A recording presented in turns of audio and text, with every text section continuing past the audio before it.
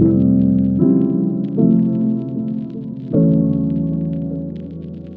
everyone, welcome to a special secured podcast from Intersec Dubai 2026, where I interview more than 20 leaders shaping the security market across the Middle East on the show floor. In this episode, I sit down with James Clark from AMAG, and my key takeaway is how the market is shifting from product-led selling to end-user-driven problem-solving, with identity and private cloud now at the center of the conversation. I think you'll enjoy this conversation and everything else we get into.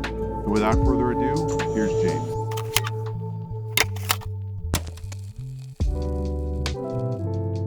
James Clark, Senior Vice President for Global Sales at AMAG, based out of the UK. Wonderful. So it's January, so I wanted to ask this question first.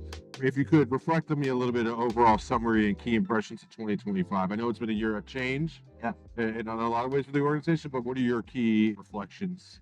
So I think I would describe 25 as a year of, I suppose if I'm being slightly negative, I would say evolution. It's probably almost closer to revolution. All right. In the AMAG organization. It's an organization that, like many traditional manufacturers, for a long time has been pushing product to market. Yep. I think the changes that we're seeing forcing us and the people we work with to realize you've got to go the other side of the table.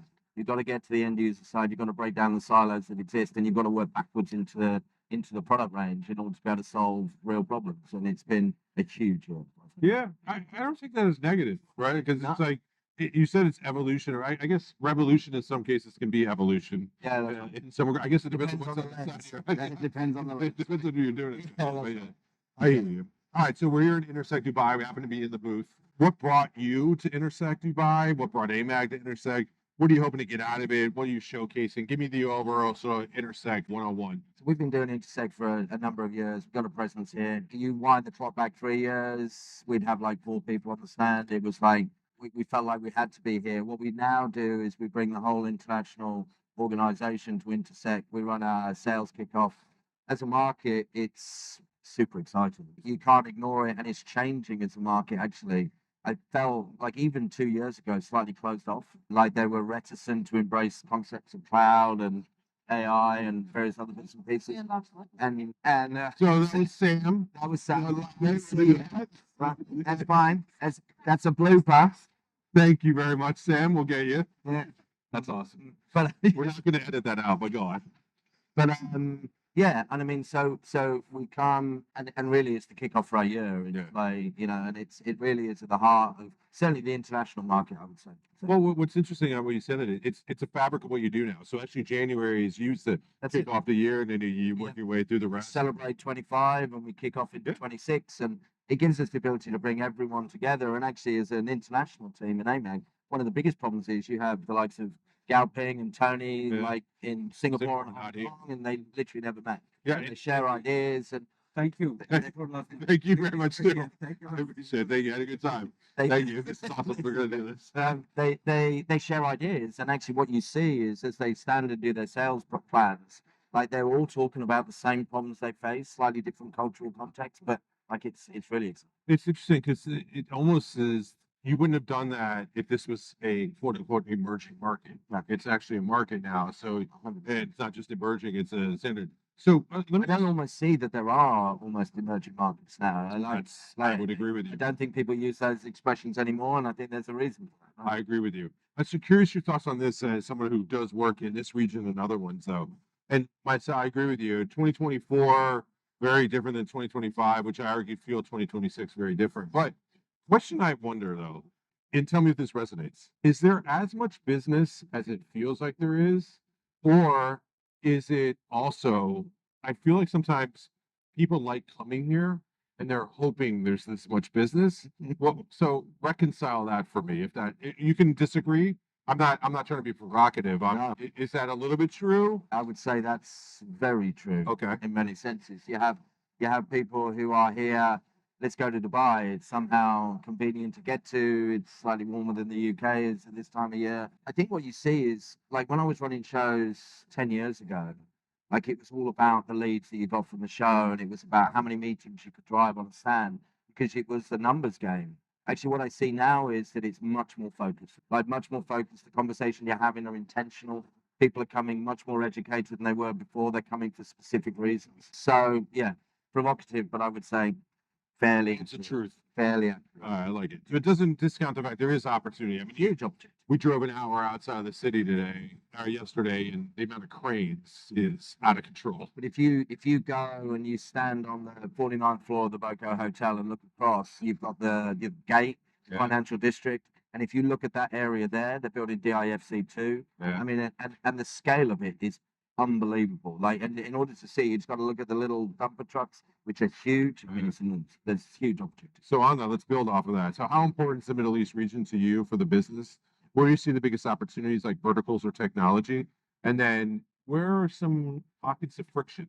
So we have grown in the Middle East largely through financial institutions. We do a lot of the banks across the Middle East. I think we have historically been not lazy, but we've kind of taken it for granted a little bit. It's interesting that we think about some of our global clients. You just don't see those people playing in the Middle East. The opportunity here is across expansion, obviously, from a kind of data center perspective. We see a lot of opportunity from an airport perspective in terms of some of the stuff they're doing in airports, and this concept of that ability to move all the way through an airport, get on a plane, and you literally have not gone through any kind of security is exciting. The other thing I think that you can't avoid is that you're seeing a lot more of the global sporting events being done inside the Middle East. So you had the World Cup in Qatar, you've got the World Cup in Saudi in 2034, Morocco in 2030. I mean, it's an evolving landscape.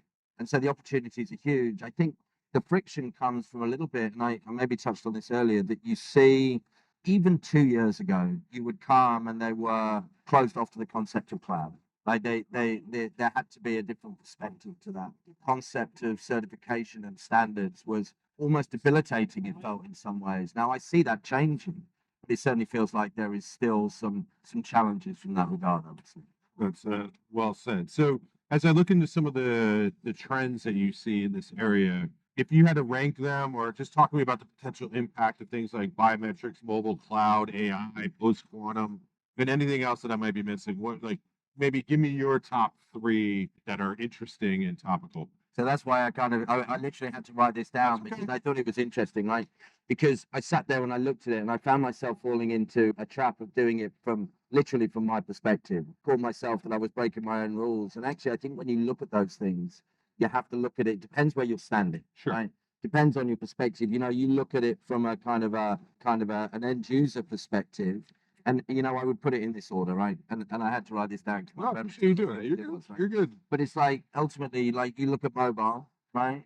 Mobile's interesting. We had a meeting today with one of the big banks here, and they're interested in mobile, but they want it in the context of identity, right? So the conversation was literally, I want mobile, but actually what I really need is identity. So you drive it from identity into mobile. I think that's true. I think cloud ultimately is the one that makes things much more accessible, much more scalable.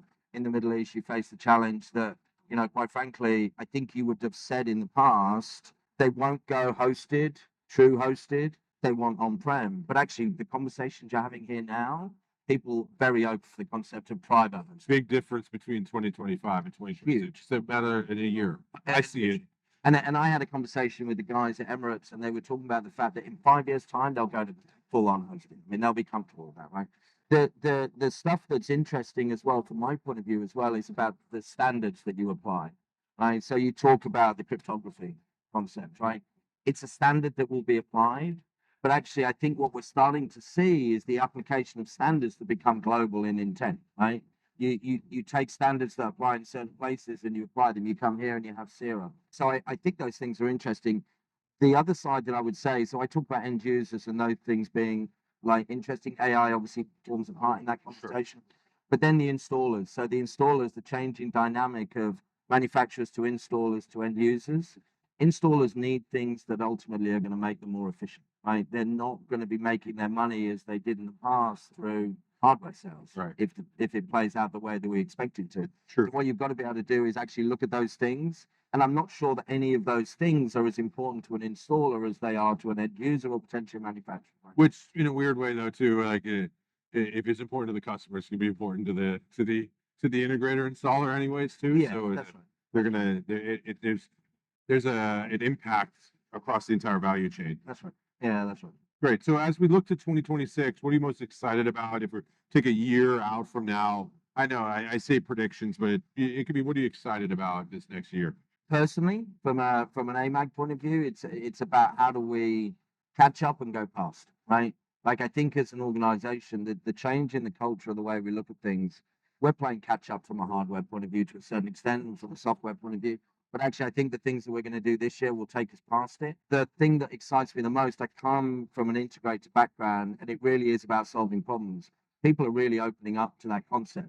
You know, we're breaking down the silos that historically existed, the need to quote unquote own the end user relationship. People are much more comfortable to stand shoulder to shoulder and think about how we solve problems. So, and that doesn't matter whether you're in Las Vegas or you're in Doesn't matter. Dubai or in Singapore, it's exactly the same conversation. The Those market's things are changing truths. from a conversation, right? So, yeah, really excited. You're absolutely true. All right. So if people want more information, they go to amag.com. Yes, please. That's the best place to go do it. I can get you on LinkedIn as well. You're pretty responsive there. And Yeah.